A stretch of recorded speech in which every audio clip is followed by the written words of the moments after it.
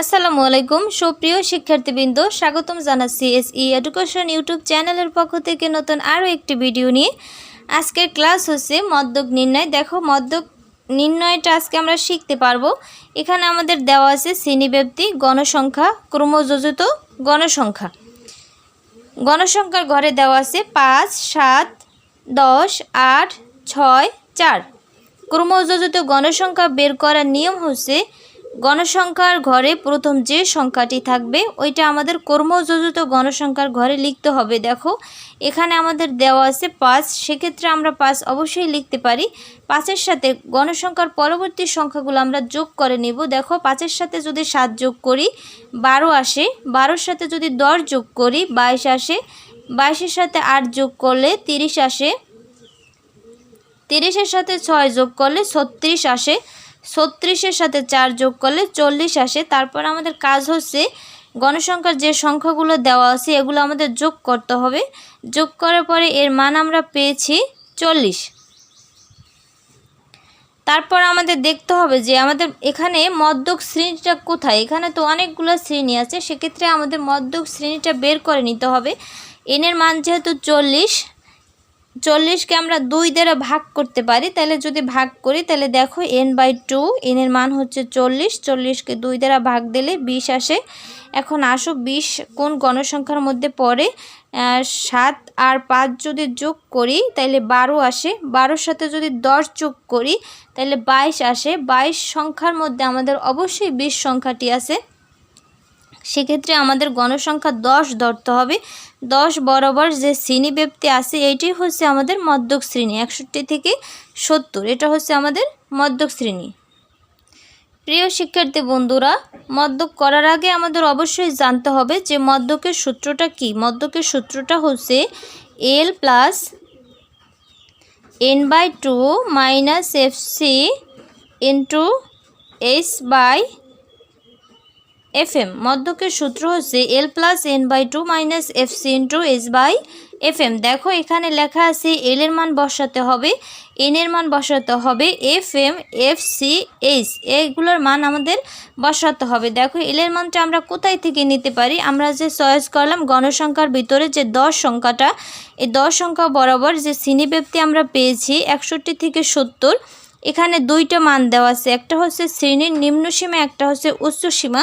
নিম্নসীমা বলতে আমরা সেই সংখ্যাটাকে বুঝি সবচেয়ে ছোট সংখ্যা, এবং উচ্চসীমা বলতে বুঝি সবচেয়ে বড় সংখ্যা। যেহেতু 61 দেওয়া আছে নিম্নসীমা, এটা আমাদের ধরে নিতে হবে এটা হচ্ছে L এর মান। তাইলে আমরা L এর মান পেয়েছি 61, N পেয়েছি 40। এখন আসো FM এর মান এবং FCর মান এটা কোথায় পাবো? দেখো, গণসংখ্যার মধ্যে যে আমরা 10 ধরলাম যে এটা হচ্ছে আমাদের মদ্যক শ্রেণীর গণসংখ্যা, সেক্ষেত্রে আমরা এটাকে ধরতে পারি FM, এবং এই কোণা বরাবর যে ক্রমযোজিত গণসংখ্যা আছে এটাকে আমরা ধরতে পারি FC। প্রিয় শিক্ষার্থী বন্ধুরা, তাইলে আমরা FM পেয়েছি 10, FC পেয়েছি 12। এই হচ্ছে ব্যবধান যে শ্রেণীব্যাপ্তি দেওয়া আছে, শ্রেণীব্যাপ্তি আমাদের প্রতিটা শ্রেণীব্যাপ্তিতে আছে 10 করে, সেক্ষেত্রে আমরা 10 লিখতে পারি। এখন আসো, আমাদের কাজ হচ্ছে মান বসানো। L এর মান 61 প্লাস N এর মান 40 মাইনাস FC এর মান 12। এই হচ্ছে ব্যবধান বা ব্যাপ্তি। এই ব্যাপ্তি দেওয়া হচ্ছে আমাদের 10, FM দেওয়া হচ্ছে 10। 61 প্লাস এখানে যেহেতু ভাগ আকারে আছে, সেক্ষেত্রে আমরা 2 দ্বারা 40কে ভাগ দিতে পারি। 2 দ্বারা 40কে যদি আমরা ভাগ দিই তাহলে আমরা 20 পাবো। 20 মাইনাস 12 ইন্টু 10/10।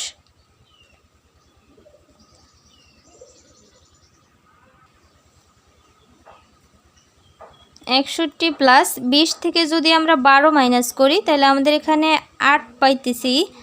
8 ইন্টু 10/10। 61 প্লাস 8-এর সাথে 10 গুণ করতে হবে। 8 আর 10 গুণ করলে আমরা 80 পাইতেছি। 80/10। 10 দ্বারা 8কে যদি আমরা 80কে যদি আমরা ভাগ করি তাহলে আমরা এখানে 8 পাইতেছি। 61 প্লাস 8, 61 প্লাস 8 যদি আমরা প্লাস করি তাহলে আমরা এখানে পাইতেছি 69।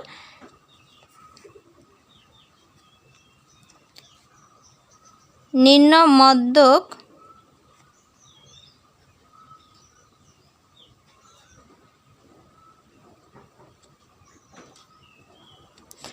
মধ্যক আমরা পেয়েছি 69।